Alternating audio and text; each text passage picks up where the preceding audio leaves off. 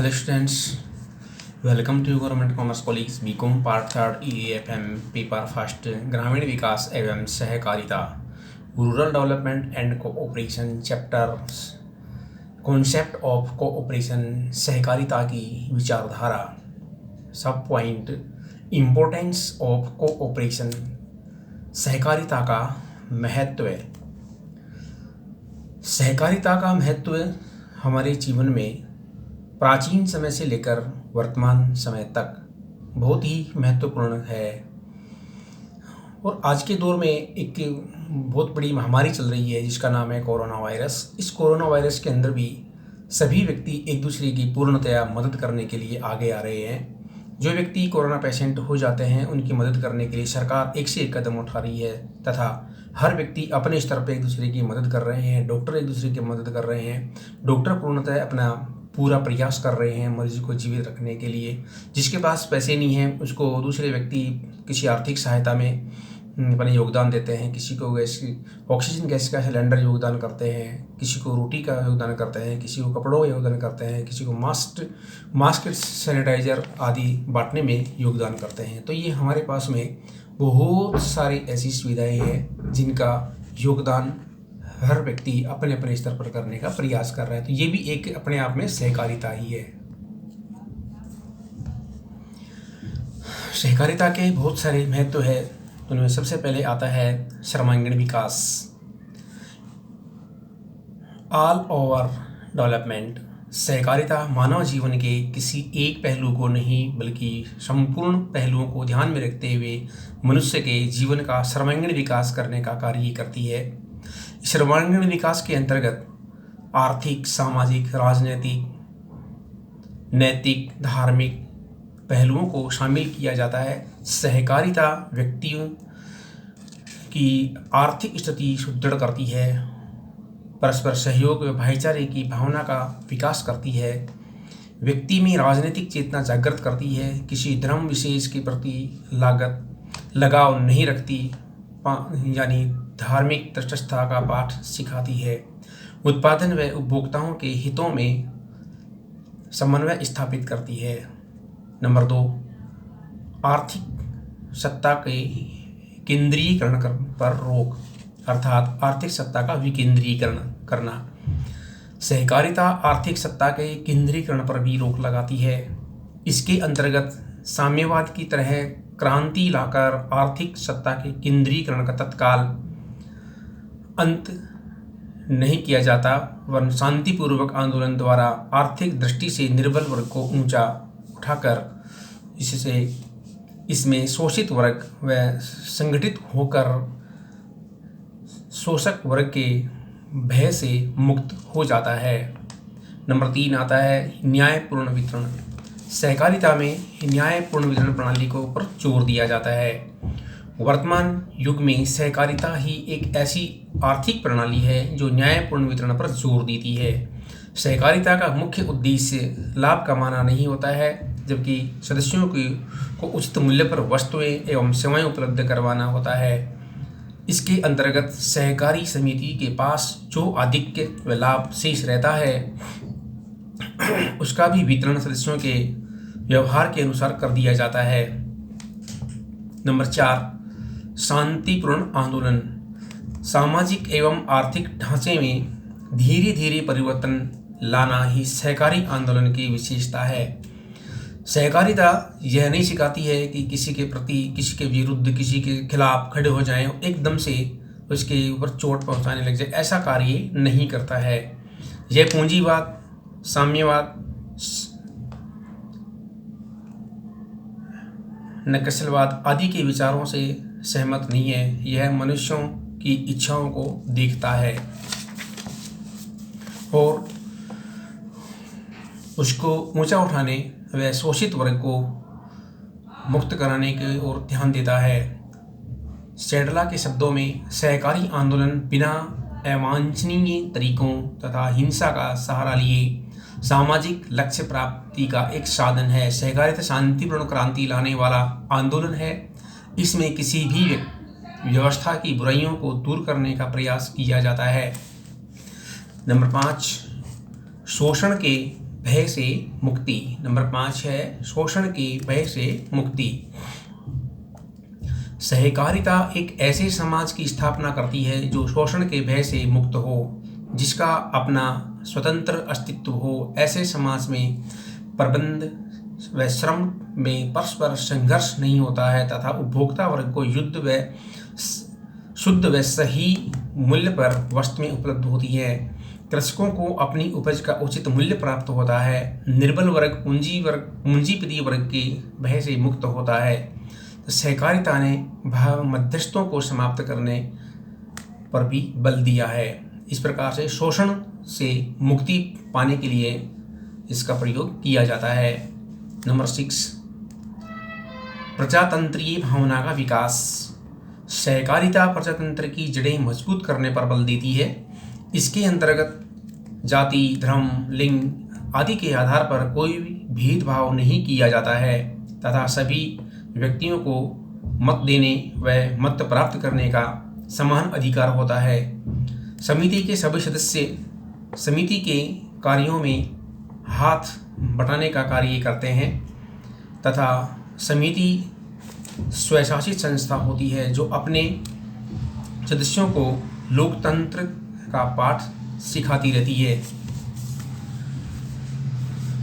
Number 7 आत्म सहायता तथा पारस्परिक सहायता। सहकारिता आत्म सहायता तथा पारस्परिक सहायता के सिद्धांत पर आधारित है।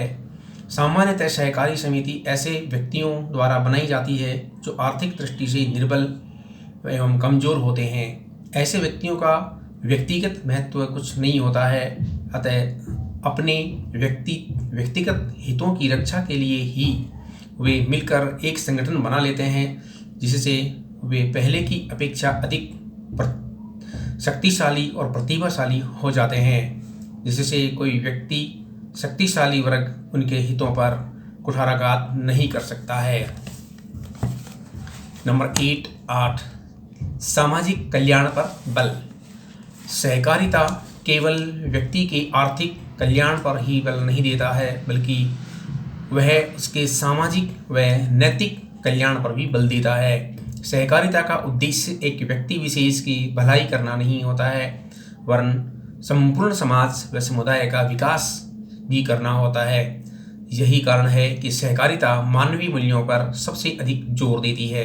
इसके अंतर्गत निर्धन व्यक्तियों के हितों की रक्षा सामूहिक प्रयत्नों से की जाती है व लाभ का वितरण न्यायोचित तरीके से किया जाता है।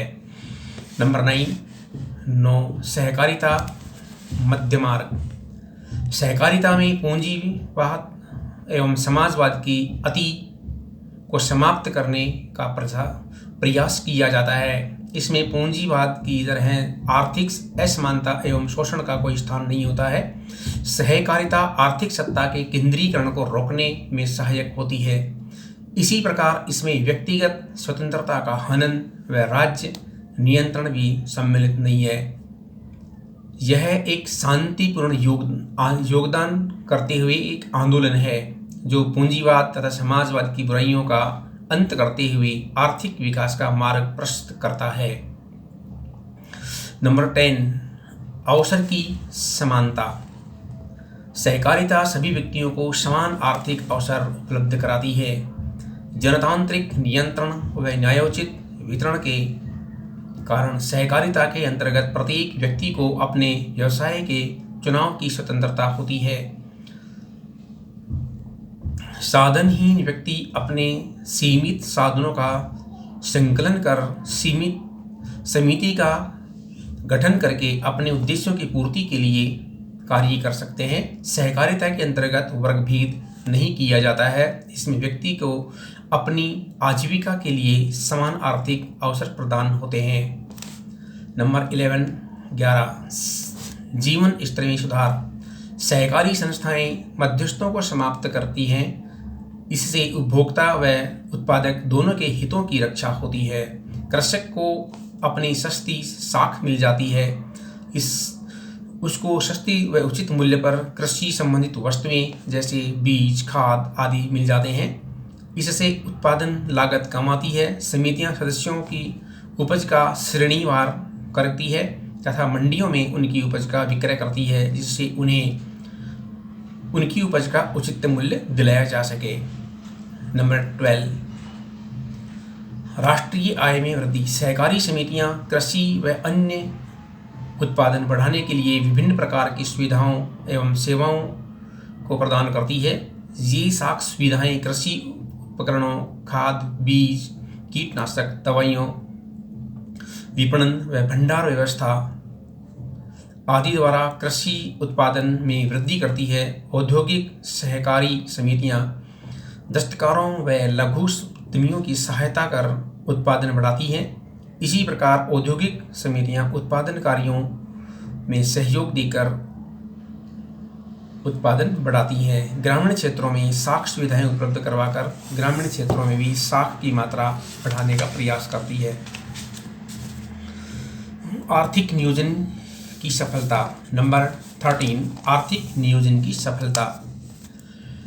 आर्थिक नियोजन को सफल बनाने में सहकारिता का महत्वपूर्ण योगदान है।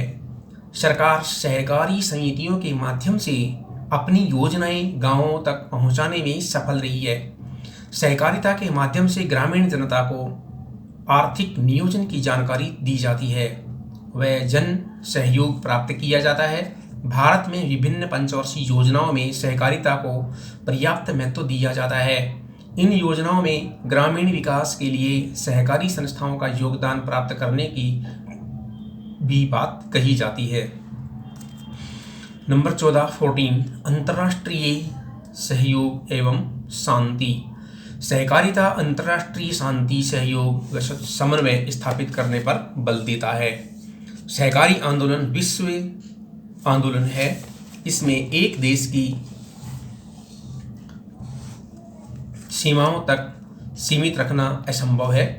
सहकारिता की विचारधारा ने विश्व बंधुत्व, शांति व सहयोग का पाठ पढ़ाया है। इससे अंतर्राष्ट्रीय स्तर पर सहयोग व साथ मिलकर कार्य करने की भावना जागृत होती है।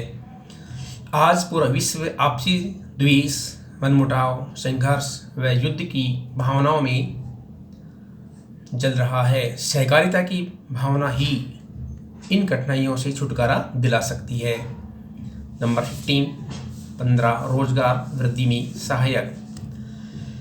सहकारिता एक आर्थिक आंदोलन है। सहकारिता ने कृषि, उद्योग व व्यापार की वृद्धि व उन्नति में महत्वपूर्ण योगदान दिया है। सहकारिता में अनेक क्षेत्रों में रोजगार के अवसर उपलब्ध होते हैं। स्वयं सहकारी संगठनों में लाखों व्यक्तियों को रोजगार मिला हुआ है। सहकारी समितियां ग्रामीण बचतों को प्रोत्साहित कर इकट्ठा करती है। इस बचत को उत्पादन कार्यों में लगाया जाता है। इससे अनेक व्यक्तियों को रोजगार मिलता है। सीमित साधनों वाले व्यक्ति मिलकर अपने साधनों को इकट्ठा करके कोई न कोई उत्पादन कार्य प्रारंभ कर लेते हैं। इससे भी अनेक व्यक्तियों को रोजगार मिलता है। तो ये था अपना सहकारिता का महत्व। धन्यवाद।